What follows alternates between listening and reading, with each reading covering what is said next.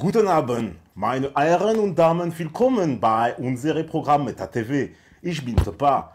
Wir sind mit Anis Alfeida. Hallo Anis. Hallo Tepa.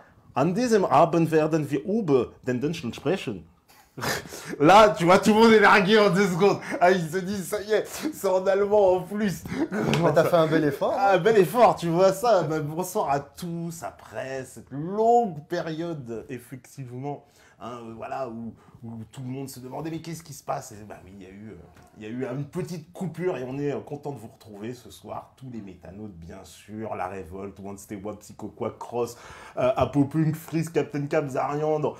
Il y a qui encore? Il y a la révolte, il y a Daoud Nas, il y a Raziel, il y a RNU, la révolte, Ozzy, Papa Troll, Sage, voilà, nos modératrolls, Freeze.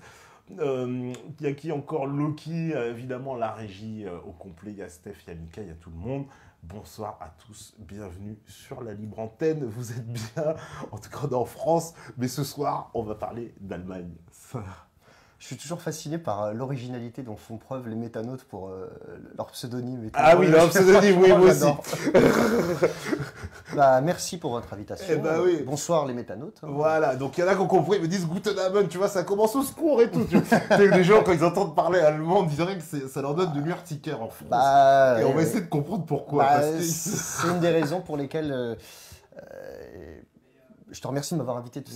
C'est une des raisons pour lesquelles je voulais aborder cette thématique. Hein. Bah, c'est le titre de l'émission. C'est le titre, l'Allemagne, le grand voisin méconnu. Et pourtant si proche. Et pourtant si proche. Alors, qu'est-ce qui m'a donné envie l'idée dans mon livre... Alors, on va en profiter. Allez, comme tu me dis, ambiance librairie.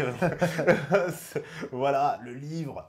Ça le fait toujours disponible. Toujours disponible. Toujours disponible. Donc, dans mon livre, l'abécédaire Galet dans la boue, pourquoi j'ai consacré... une petite partie à l'Allemagne, pourquoi j'ai saupoudré un peu aussi de références à la culture allemande dans mon livre. Pourquoi? En fait, moi, pour une raison d'abord familiale et personnelle, j'ai de la famille en Allemagne. D'accord. Mais j'ai des Allemands vraiment dans ma famille, quoi. Enfin, c'est par alliance, quoi, par un mariage. Moi aussi. Et bah voilà. Bah, tu vois. Et moi, mon premier voyage en Allemagne, ça remonte à... les accords de Schengen n'étaient même pas encore entrés en compte. Hein. Donc c'était en 1991. Donc c'était juste après la réunification, j'étais un tout petit enfant.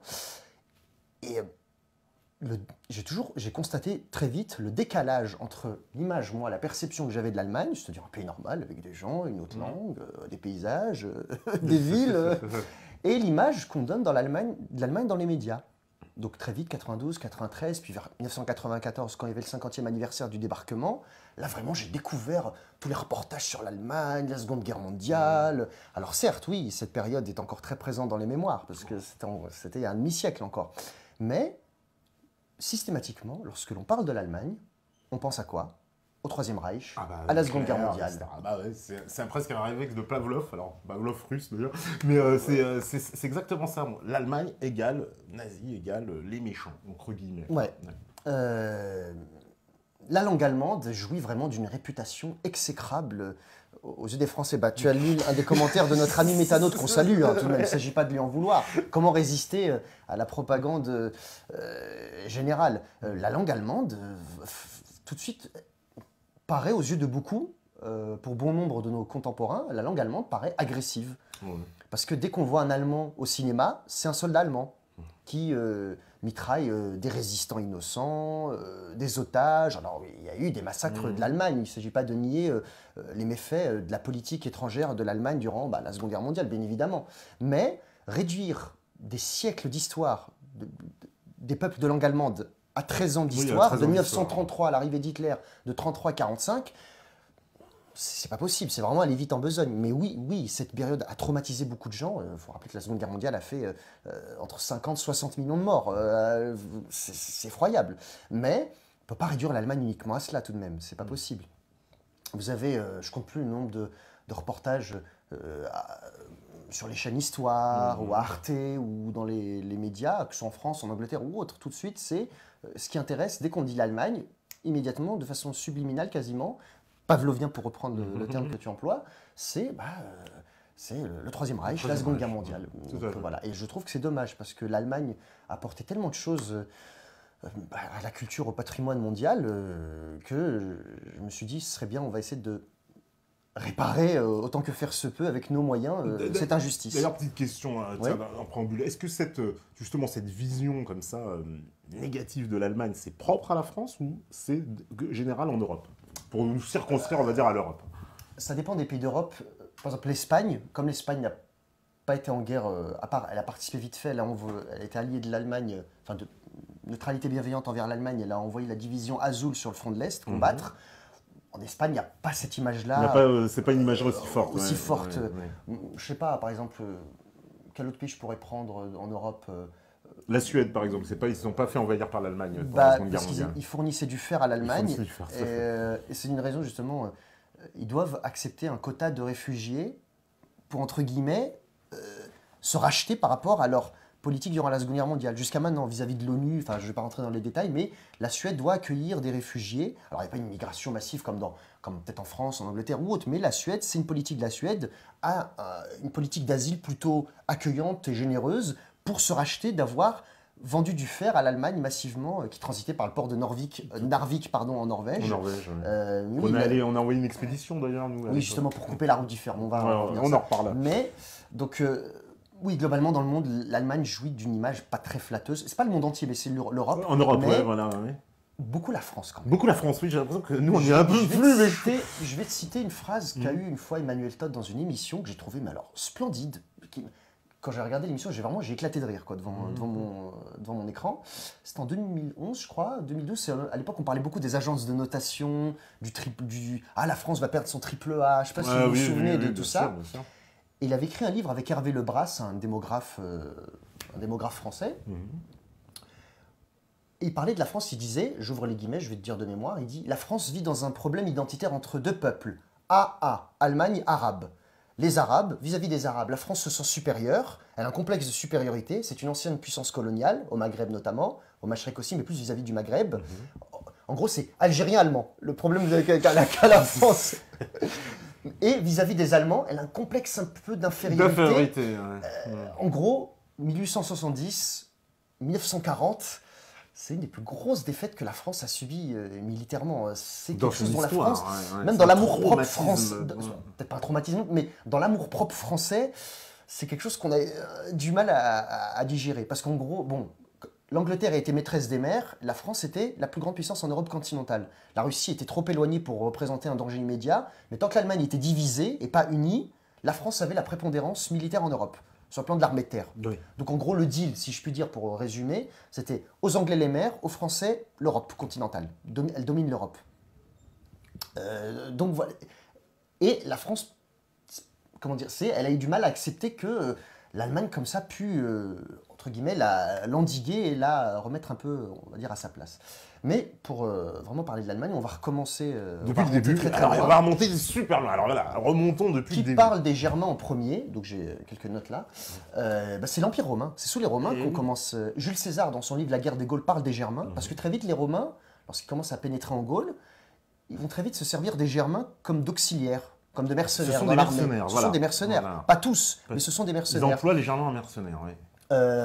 Alors, en l'an 102 avant Jésus-Christ, il y a la bataille d'Aquae Sextiae, c'est-à-dire Aix-en-Provence, en l'an 102 avant Jésus-Christ, qui est une victoire romaine de Marius qui bat les Germains et leur chef Teutobodes. C'est le nom qui est passé à la prospérité, à Aix-en-Provence. Parce que les Germains, à un moment, étaient descendus vers le sud et ça constitue une menace pour la République romaine. Et le général Marius, qui est un grand général romain, leur inflige une défaite cuisante et fait en sorte qu'ils refluent vers le nord.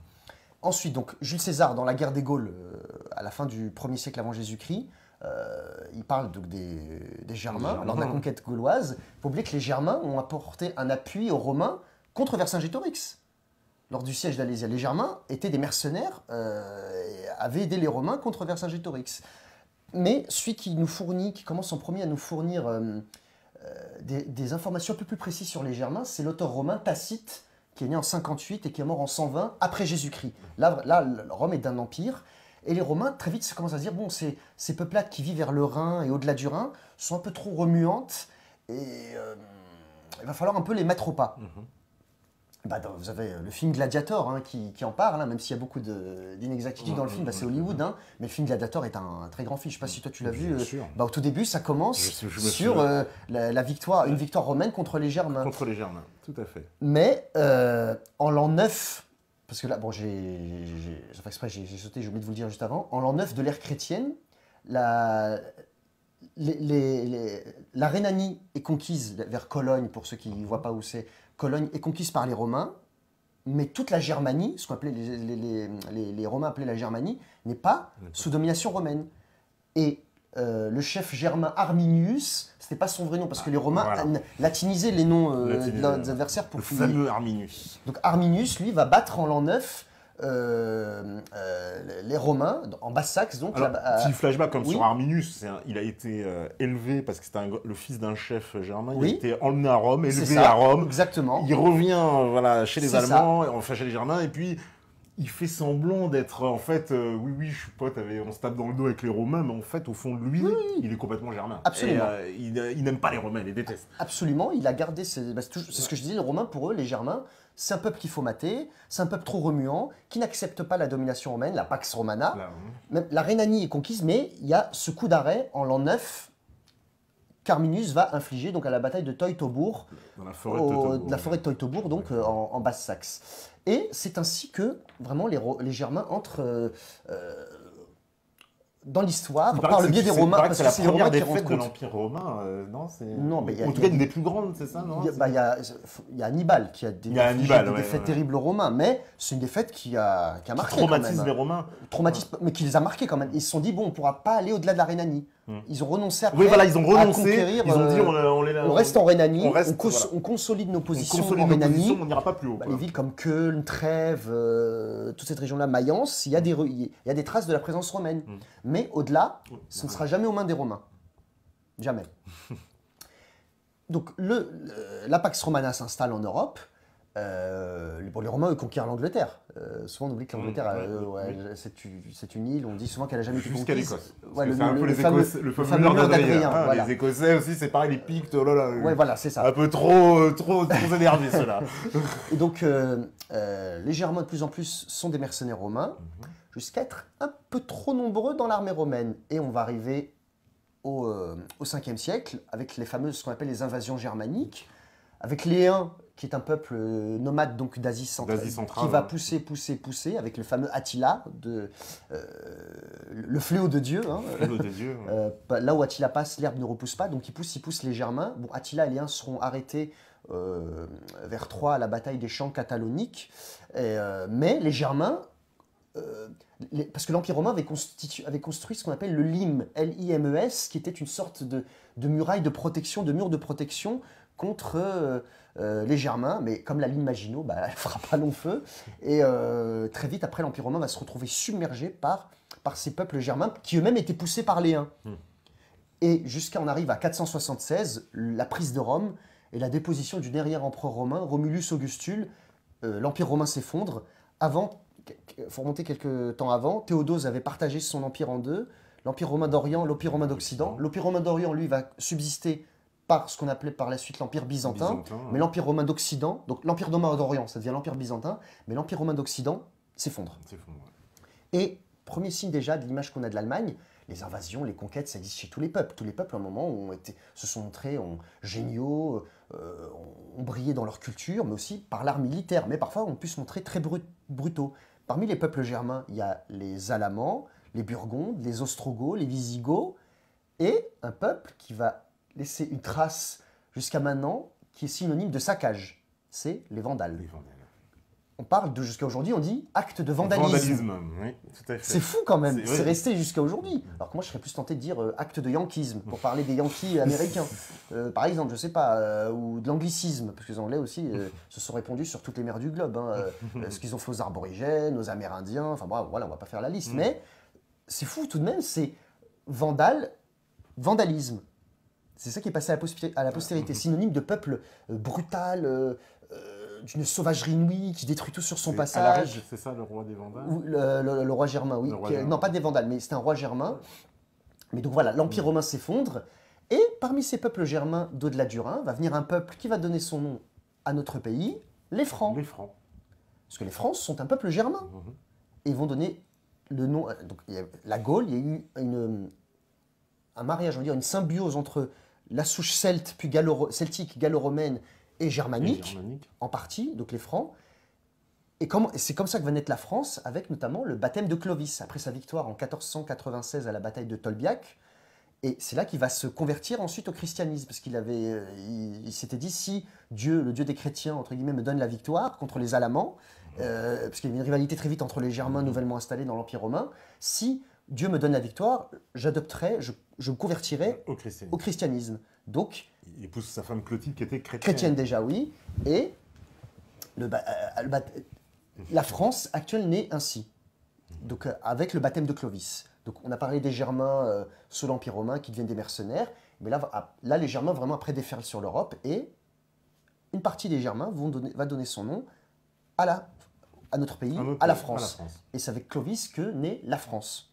Vraiment la France naît avec le baptême de Clovis. Et la France devient chrétienne, surtout parce que c'est important ça. Jusqu'à aujourd'hui, voilà, c'est l'acte fondateur de la royauté française, donc avec Clovis.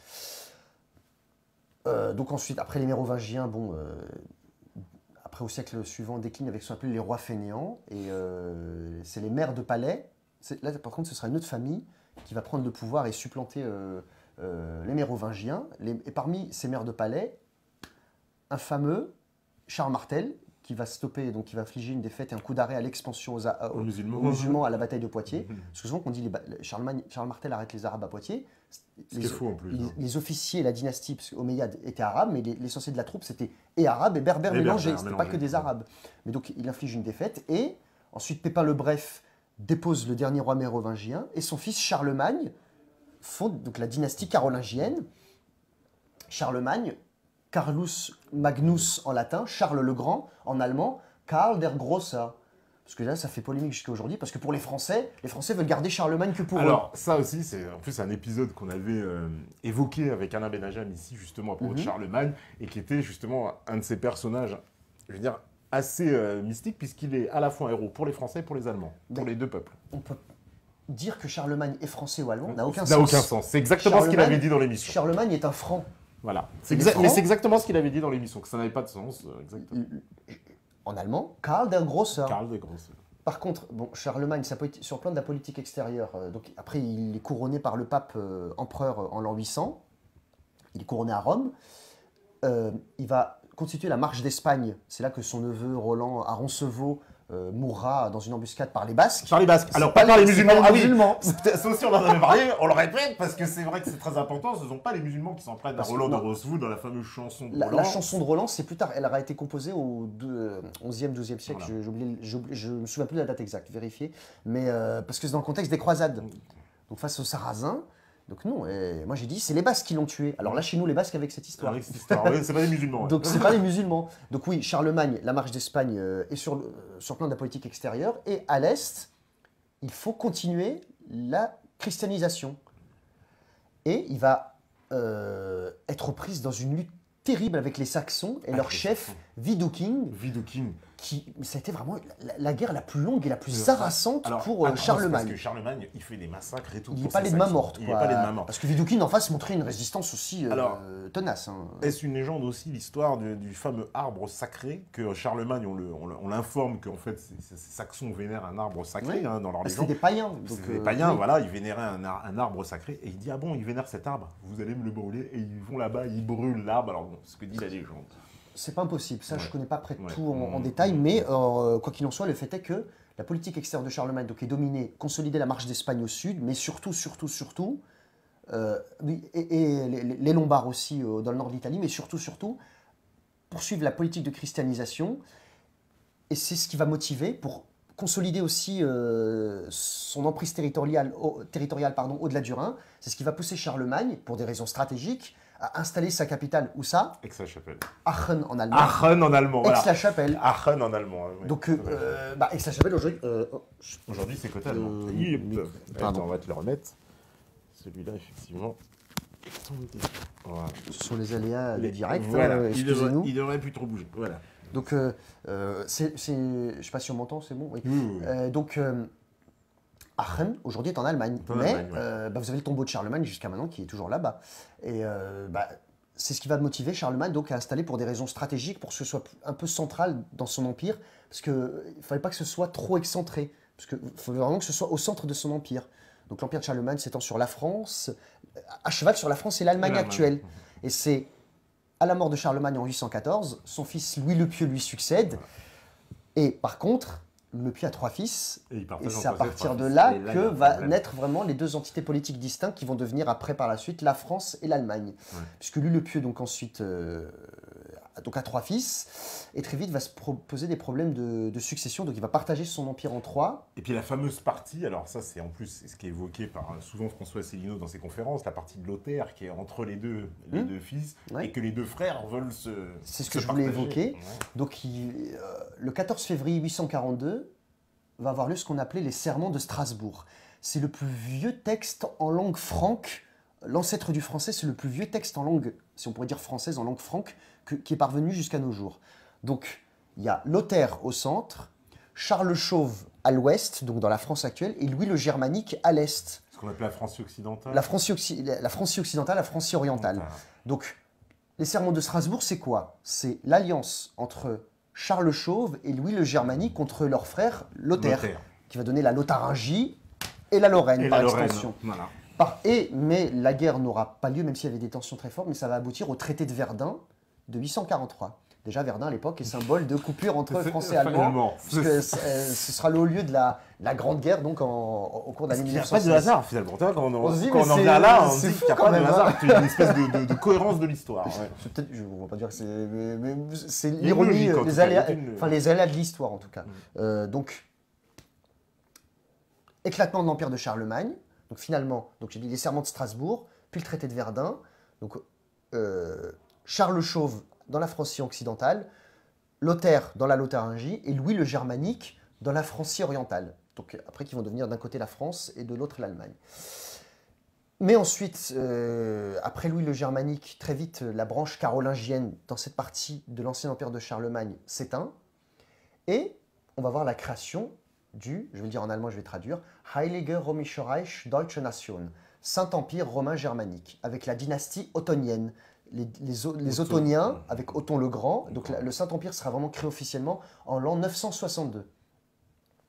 Et là, va créer vraiment cette entité politique distincte qui n'aura plus de lien avec Charlemagne et ses descendants.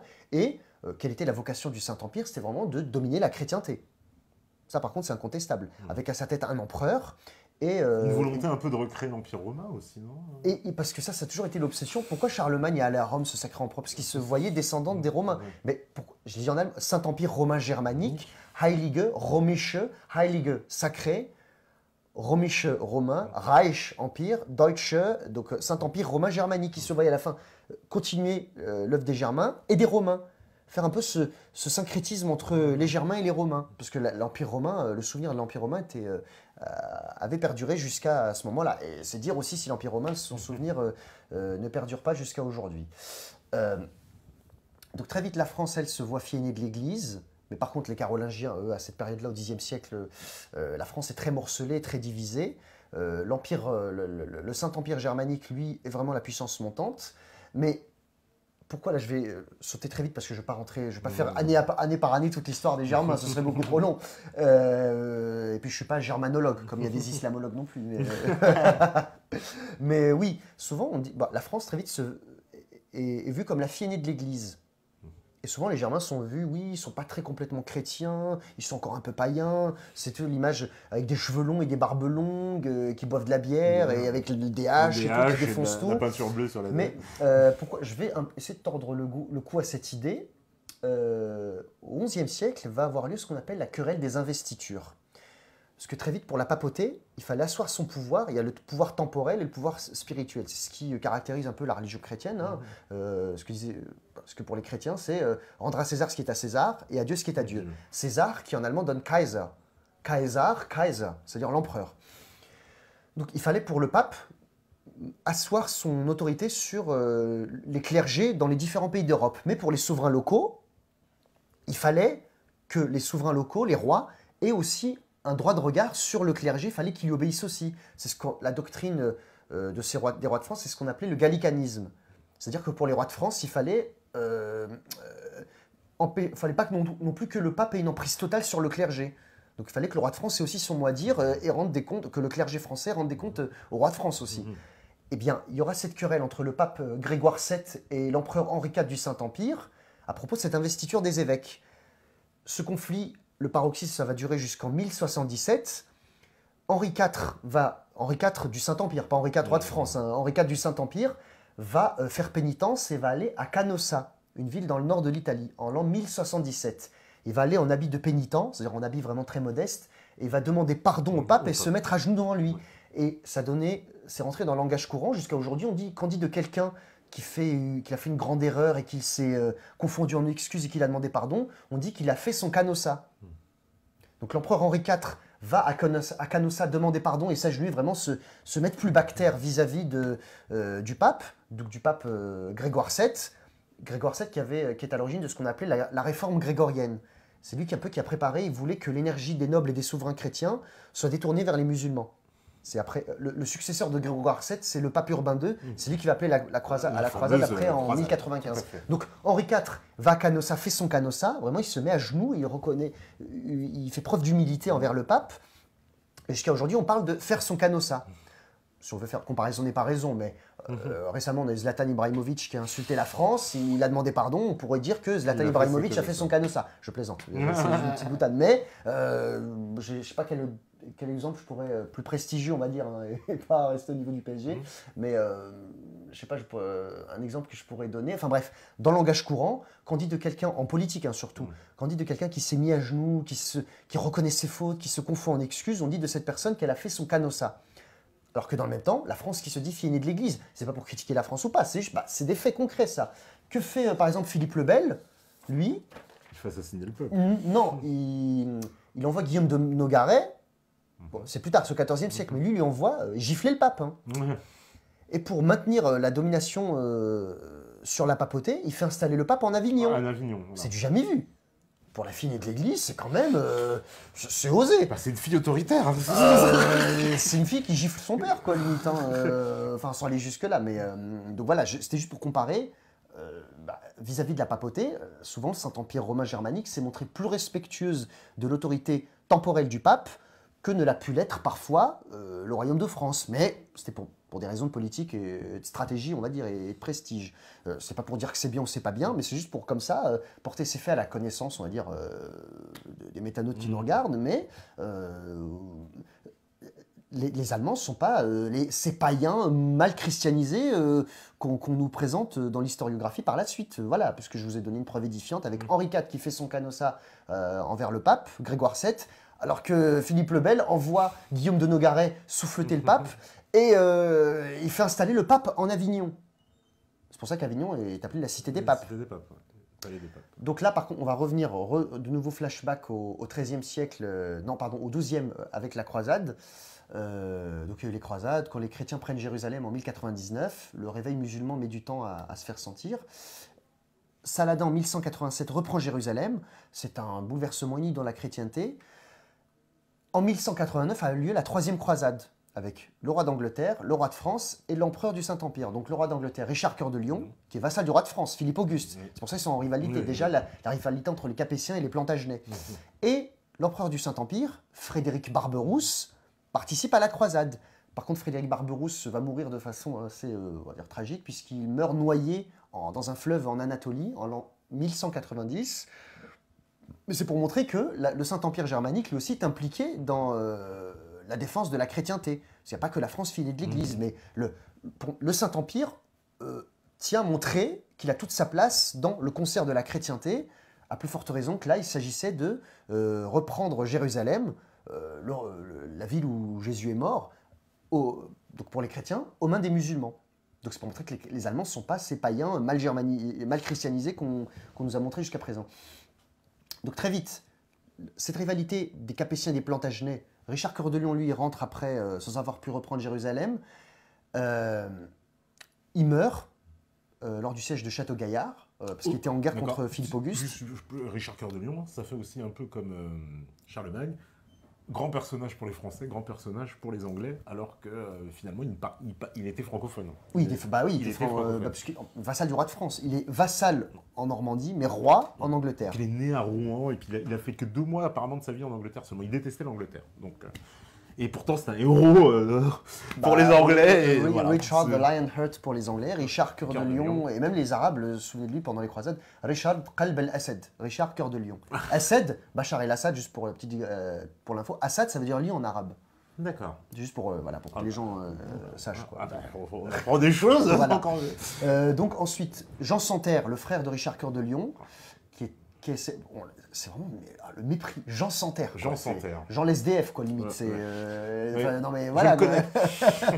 Donc, va essayer de prendre le trône, s'emparer du trône de son frère. Et là, parce que souvent, on raille un peu la capacité militaire de la France, notamment, il ne faut pas résumer l'histoire militaire française à 1940, ou à Waterloo uniquement. Waterloo, on va bientôt fêter le bicentenaire, puisque c'est le 18 juin 1815. Et on est déjà en mars, et dans quelques temps, on va fêter cet anniversaire. Enfin, nous, on en a les boules un peu. C'est les Anglais qui vont rigoler. C'est quand même une défaite, c'est un peu une défaite glorieuse, parce que la France, elle va faire une coalition en face. Donc voilà, donc oui, pourquoi je dis ça? Parce que la France a depuis très longtemps été une grande puissance militaire, puisque on va arriver à l'alliance entre Jean Santerre et Othon IV du Saint-Empire contre Philippe Auguste. Là, c'est un danger mortel pour la France, parce que... Elle risque d'être crunchée entre les deux. Parce que lorsque Capet prend le pouvoir en 987, le domaine royal du Capet, il est ridicule. Ça s'étend de Paris à Orléans, c'est l'Île-de-France. Oui, c'est l'Île-de-France. Quand on voit ce que l'Île-de-France est devenue aujourd'hui sur le plan architectural et sur le plan du paysage, ça fait un peu mal au cœur quand même. Puisque la basilique de Saint-Denis, c'est là que sont enterrés les rois de France, et comme j'ai dit autrefois, il y en a qui vendent du crack juste à côté. C'est ça qui est un peu triste et qui fait mal au cœur. Donc, les Capétiens, petit à petit, étendent leur domination et font reconnaître leur suzeraineté aux vassaux des grands seigneurs, mettent au pas la féodalité, parce que l'histoire de la monarchie française, ce n'est que ça. C'est mettre au pas les grands féodaux. Les mettre au pas, leur faire la guerre, les tuer, même s'il le faut, pour faire reconnaître son autorité. Donc vraiment, la France, c'est un pouvoir central fort, contrairement à l'Allemagne, qui a un pouvoir plus fédéral. C'est un peu de différence aussi de nature politique entre ces deux royaumes. Et ça dure depuis longtemps. Donc voilà, on les racine jusqu'à aujourd'hui. C'est bien de le préciser.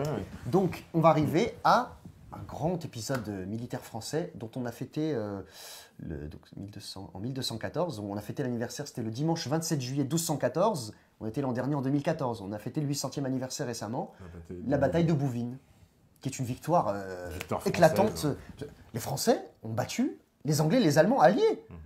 Souvent, on a l'impression que les Allemands et les Anglais ont tout le temps foutu des raclés à la France, alors que là, non, c'est Philippe Auguste qui bat l'alliance anglo-allemande. Et c'était un danger mortel. Alors moi, il en est fallu...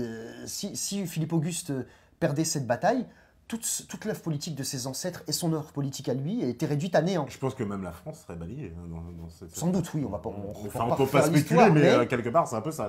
C'est la survie même de la France. Il y a très peu de doutes. Et à cette période-là, donc ce Moyen-Âge un peu est caractérisé avec la naissance à partir du 11e, 12e, 13e siècle, ce qu'on appelle l'amour courtois, les chansons de geste, les troubadours. Vous avez aussi ça chez les Allemands. Je m'embrouille chez les Allemands avec ce qu'on appelle le Minnesang. Minnesang, c'est l'équivalent de la chanson de geste, et avec ceux qui chantent ça, les troubadours, en allemand on appelle ça les Minnesänger, avec la chanson des Nibelungen. Das Nibelungenlied. Moi, j'avais découvert ça de façon un peu... Bon, c'est un souvenir personnel, mais je pense que peut-être d'autres métanotes qui nous regardent l'ont aussi découvert par ce biais. Quand j'étais petit, je t'ai dit l'autre fois, j'ai grandi avec la télé, j'ai grandi avec le Club Dorothée aussi. Et je ne sais pas si certains connaissent le manga Les Chevaliers du Zodiaque. Ah bah, si. Il y a un épisode des Chevaliers du Zodiaque qui se passe au royaume d'Asgard, qui est un royaume germanique, de la mythologie germanique. Ouais. Et dedans est évoquée dans ces épisodes-là la chanson des Nibelungen, avec Siegfried qui part à la recherche de l'or du Rhin, l'or des Nibelungen. Il va terrasser, bon je ne vais pas raconter toute l'histoire parce qu'elle est très très longue, mais c'est l'une des plus vieilles chansons de geste en langue en haut allemand, en proto-germanique si on pourrait dire, ouais. Une des plus vieilles traces écrites. C'est un poème épique en fait, donc la chanson des Nibelungen. Il y a des similitudes avec la mythologie grecque. C'est pour montrer que les mythes circulent de peuple à peuple. Siegfried va être trahi par Hagen. Pourquoi? Parce que lorsqu'il va combattre le dragon, Siegfried va terrasser le dragon, et le sang du dragon va recouvrir tout son corps. Et c'est ce qui va le rendre immortel. Croit-il? Parce que lorsque le sang du dragon recouvre le corps de Siegfried après son combat victorieux, tout son corps est recouvert, mais d'un arbre à proximité était tombée une feuille qui va se coller sur le dos de Siegfried entre ces deux omoplates au niveau du cœur. Ce qui fait que tout le corps de Siegfried va être recouvert du sang de la bête qui va le rendre immortel, sauf dans cette petite partie du corps, donc au niveau du cœur dans son dos. Et donc Siegfried, j'encourage les gens, il y a un documentaire d'Arte qui a été fait sur le chant des Nibelungen, et donc Hagen, qui va trahir Siegfried, va le tuer en lui envoyant une lance à cet endroit précis où le sang du dragon ne l'a pas atteint. Et c'est comme ça que Siegfried va mourir. Bon, je vous ai résumé les grandes lignes de l'histoire, mais on peut faire un parallèle avec Achille dans la mythologie grecque. Oui. Lorsque la mère d'Achille trempe Achille dans la rivière, dans l'eau, par les talons, pour le rendre invincible, mais sauf qu'il y a un endroit où Achille est vulnérable, c'est son talon. C'est son talon. Et jusqu'à aujourd'hui, pour parler du point faible de quelqu'un, le talon d'Achille, on dit. Bien sûr.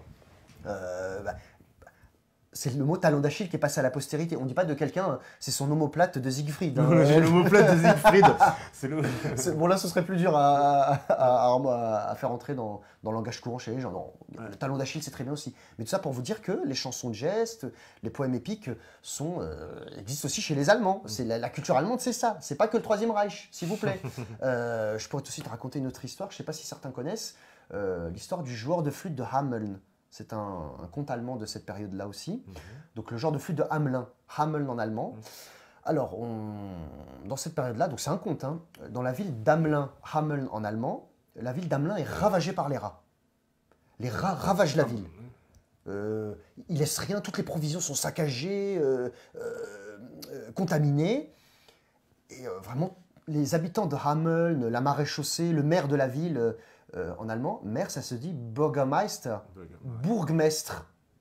C'est ça le vrai mot, normalement. Normalement, le vrai mot de la langue française, c'est pas maire, c'est bourgmestre. Nos amis belges, suisses ou québécois qu'on salue, je trouve parfois ils parlent mieux français que nous. Ils parlent d'échevin aussi, ils disent pas conseiller municipal. C'est ça le vrai mot, c'est des termes plus beaux, je trouve. Donc, les autorités de Hameln ont tout fait pour lutter contre cette invasion de rats.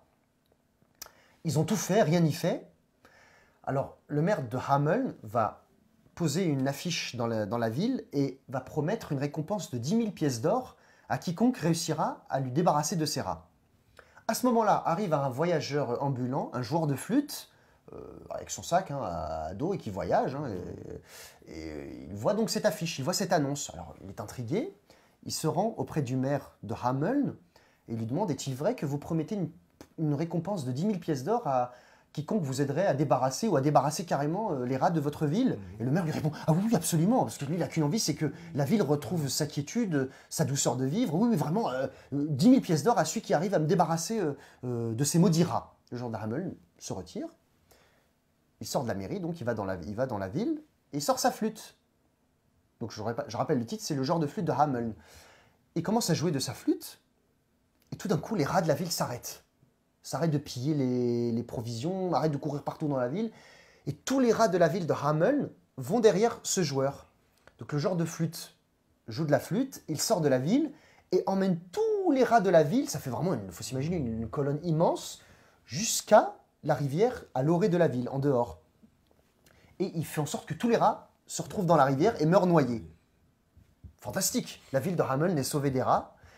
Donc il retourne auprès du maire pour réclamer son dû, sa récompense. Et il va lui dire, il dit, bon, écoutez, j'ai sauvé votre ville, maintenant, à vous de tenir parole. Là, par contre, le maire, la nature humaine, hein, la parole donnée, hein, ça coûte cher. Il dit, non, mais écoutez, vous avez que jouer de la flûte, c'est quoi ça? Moi, je pensais que vous ferez une expédition ou je ne sais quoi. Je ne vais pas vous donner 10 000 pièces d'or juste parce que comme ça, vous avez joué 3-4 notes dans une pauvre flûte misérable. Je ne vous donnerai que la moitié. Je ne vous donne que 5 000 pièces au lieu des 10 000 qui étaient promis.